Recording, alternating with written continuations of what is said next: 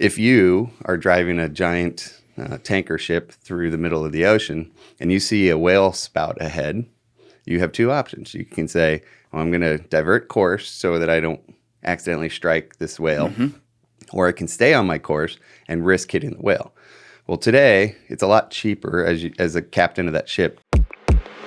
Right, because my question was going to be a little bit ago, and you pretty much just answered it, like what the business is and how you plan to make money. Because what you've talked about, and correct me if I'm wrong here, is like when it comes to rewilding and things we'll talk about here at some point, you're gonna give this away for free. It's not like you're selling a dire wolf for fucking $10 billion. We're not getting So you say 10 billion? Yeah, I don't know. Saves a lot. I don't have that money. We will make this just because we always want to be really, really transparent. We learn stuff every day. So two other things. So that was kind of like our phase one monetization was all about that. It was like very Apollo program-esque, right? Like you build technologies to go to the moon. You build a lot of cool stuff along the way because it's a systems model that you can innovate that can help the world, like in conservation, or you can make money. So that was kind of our phase one. There's two other phases that we found that we didn't even know about, right? And so the second phase, George talked about this in the beginning. We didn't, it was early, but that's how George sort of thinks. George is like George will talk to you about like Alpha Centauri. Like that's just how smart George is. And he'll just assume that we can solve all the technologies of how to get to Alpha Centauri, right? That's just how George's brain works. And so he's already assuming that we have 10,000 mammoths. So he's like, if I model it out, this is what the impact of carbon will be in the ecosystem, and this will also be the impact of what you can get carbon credits or biodiversity credits. So what's interesting about George is sometimes he's called crazy, but he's proven a lot of people wrong for quite a long time, right? For 50 years, he's proven a lot of people. First they call you crazy. That is always how it goes. Yeah. And George is awesome. And so we looked at these things, and my view is, we can make money in technology. George's idea is kind of rewilding species, making money from the rewilding. So yes, we're not charging the conservation community, but there is actual money in the rewilding process, right? So you've probably heard in I think some of your conservation friends have probably talked about carbon credits. So there's a way to subsidize protecting forests and whatnot through this whole idea of carbon credits. Well, that's actually it's kind of like crypto. It's gone up and down. People have abused it. There's been there needs to be more regulatory oversight. That's all starting to happen. But now you've got people like PwC, the big consulting firm, and auditors. You've got even TPG, which is a huge venture private equity firm that raised $8 billion around this. You've got Lloyd's of London endorsing this, and so you now are starting to build certification processes. And what we're seeing in that model is that people are looking at carbon credits. They're also looking at biodiversity credits because they're actually being able to put a value on the animal. You know the whole hunting adage where people are like, well, if I buy a ticket to kill a lion, then we're putting a value in the lion, so therefore people won't. That's part of the that's what some people in the hunting world kind of. Yeah, I don't love that logic. When it comes to the exotics. Yeah. I love the idea of valuing the animal, right? That was their model of doing it, right? Right. They're trying to backdoor it. Yeah, because the reality is, most people don't have the same intrinsic value for animals or nature as you do, or as I do, or Ben does, right? And so we have to find ways to show value of nature. Yeah. And if you're living in the city, sometimes it's hard to understand that in the upstate, right?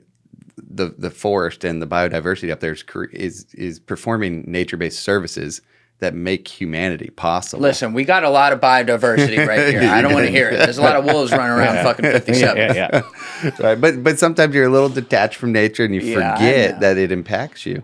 So one of the things that we've been talking about is how can we begin to show and evaluate nature-based activities? How can you put a value on a whale? There's this brilliant economist, Ralph Chamey, that we work with, who wrote a really cool paper a couple years ago that said, how much is a whale worth? And they literally went out into nature, studied all the impacts that one blue whale would have in the nitrogen cycle and carbon cycle and biodiversity lifts in ecotourism in every aspect you can imagine. And they found that a blue whale every year performs about $2 million worth of ecosystem services. How did they, and what was that based on? So it was everything. Like I said, Ralph, who's this amazing economist, can kind of look at every bit and say, well, we know that that air quality has a certain value, that and he'll break down everything, and the paper's incredible, and anybody can go read it. It's not a overly technical paper. I think people should look at it. But that's interesting because if you are driving a giant tanker ship through the middle of the ocean and you see a whale spout ahead, you have two options. You can say, well, I'm going to divert course so that I don't accidentally strike this whale, or I can stay on my course and risk hitting the whale. Well, today, it's a lot cheaper as a captain of that ship to just stay on course, arrive to your destination on time, and not pay penalties or have losses of product. Sure. However, if that whale's worth $2 million and your insurance provider has to cover the damages that you've inflicted on that whale to whatever country that whale's waters is in, then suddenly you go, well, it could cost me $100,000 to divert or $2 million to hit the whale. And they're doing this in Gabon too. So they've done a similar. So people have taken this research and applied it now. So carbon credits around protecting forests and whatnot has been a thing. This new concept of biodiversity credits and like protecting the animals. So it's that same. It's not about hunting the animal. It's about protecting the animal and keeping them alive. And so they're doing this in Gabon and with forest elephants. And they're like they've done a study about how much the forest elephants in Africa do in terms of how much carbon value and ecosystem value they have. And it's $500 billion. It's insane. It's $500 billion. $500 billion, which is crazy. And this isn't our math. These are all these scientific peer-reviewed things. Whoa. And so our view is that if we can make if we can make mammoths and we make our thylacines, we make our dodos and reintroduce them back in collaboration with ecologists, conservationists, indigenous people groups, and governments, and even private landowners in some cases. If we are able to do that and we're successful at that, we can help restore these ecosystems. And in that process, we can get governments to issue us biodiversity and carbon credits, which we can go sell to the people that need to be carbon negative, that can't be carbon negative. Sure.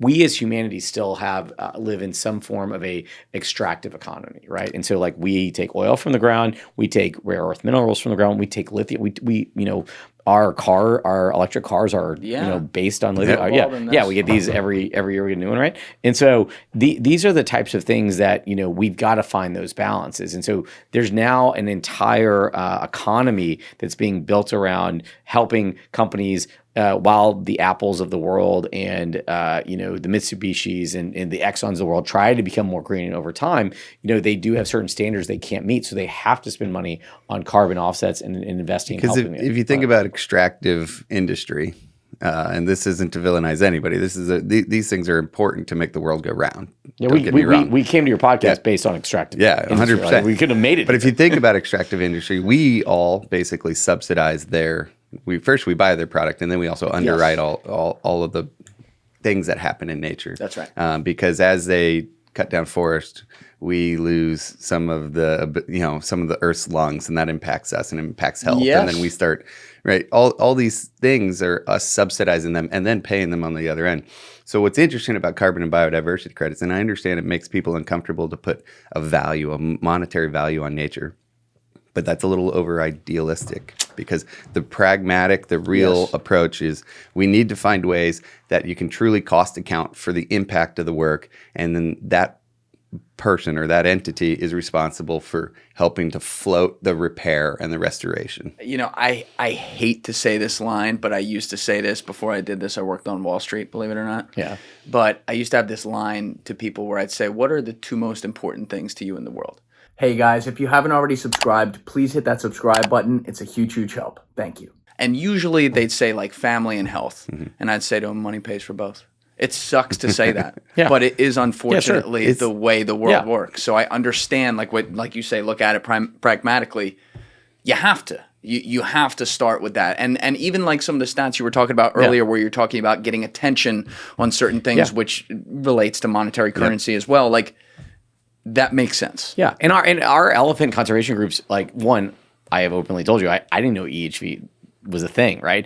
Our elephant, we work with the top elephant conservation groups in the world, and they're like, you have brought more attention to this terrible disease than no one ever even knew about it outside the core community, right?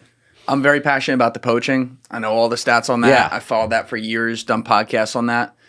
I haven't talked about this before, the EEHV. Yeah. That's like, Yeah. and that goes to show you. Wait, just be clear. Oh, yeah, Poaching's yeah. fucking terrible. Yes. Yeah. But I'm saying, like, even someone like me who's pretty locked in on this Yeah. kind of stuff, that's not something I was really familiar with. And that's the cool, like that's the cool thing about it. Like obviously we're here, so I can't show you, but it's like every single week we get like kids and parents sending us like pictures of mammoths and dodos. Just stacks of just I mean like stacks of stuff, right? And so like we can talk about the halo, we can talk about the measurable effects to ecosystem restoration in the monetization of that, right? We can talk about the technology spinoffs, but then there's this weird halo effect around Colossal, right? Where it's like, yes, there's things that people want to debate about Colossal, but no one can argue that we are not bringing attention to two things. One, wildlife conservation and issues that we need to talk about, gene editing issues, rewilding issues, conservation issues, as well as we're getting kids super stoked, right? Like literally every single week we get letter. Like last week I was finally back in my office and I had a whole stack of letters and papers, and I actually had this incredible, I need to take a photo of it and put it on Instagram or something. There's this person that wrote me a 3-page letter.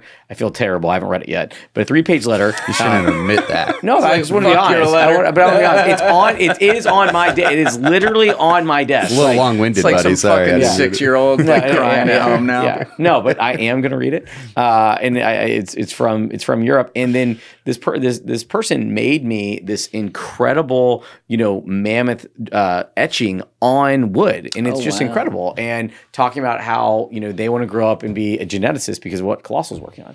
And we all talk shit about and make fun of. We get the Jurassic Park comparison occasionally. Yeah. Once or twice a day. And but Took the words out of my mouth. But if you go talk to some of the world's leading geneticists, that movie at that time got people excited about genetics, and a lot of people that are into the genetics field went into genetics because they saw Jurassic Park, not because they want to make fucking dinosaurs. Right. They just thought it was awesome. They're like, but this stuff's cool. Let's also not get eaten by them. You know what I mean? Like we gotta keep this in the box. Yeah. Like I think of that first scene in I Am Legend all the time where the blonde lady comes out and goes, "We cured cancer," and then like 5 years later, everyone's fucking dead. They're all zombies, and I'm like, the road to hell sometimes we notice can be paved with really good intentions. Like it's not like you guys are fucking Bond villains out here.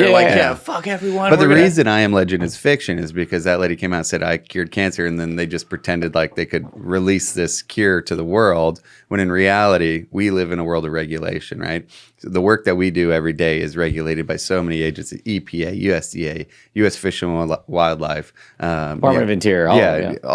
They don't do the best job though sometimes. Let's be honest. I'll tell you. I lived through COVID. I get it.